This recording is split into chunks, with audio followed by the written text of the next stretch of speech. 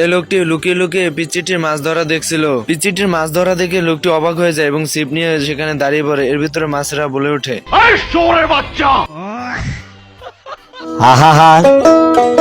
এরপর এই লোকটিকে নদীর মাঝখানে মাছ ধরতে দেখে এই লোকটিও নেমে পড়ে, কিন্তু সে তলিয়ে যায়। আর মানুষ পান নাই, বারবার শুধু আমার উপরে। আরে এই লোকটির তো বগের মতন পা লম্বা।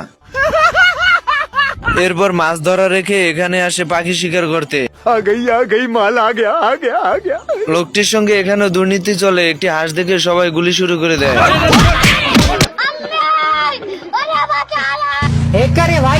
আমার চ্যাটার মাল, এরপর নারী কেলেঙ্কারি করে হাঁস ধরার চেষ্টা, কিন্তু সেখানেও ব্যর্থ। ইচ্ছা করতেছে জাপ দিয়ে কুয়ার মধ্যে পড়ি। এরপর চলে আসে ডিজিটাল পদ্ধতিতে হাঁস ধরা, কিন্তু সেখানেও ব্যর্থ। গায়ে শেষমেশ হাতি মার্কা বন্দুক দিয়েও মারতে পারছে না।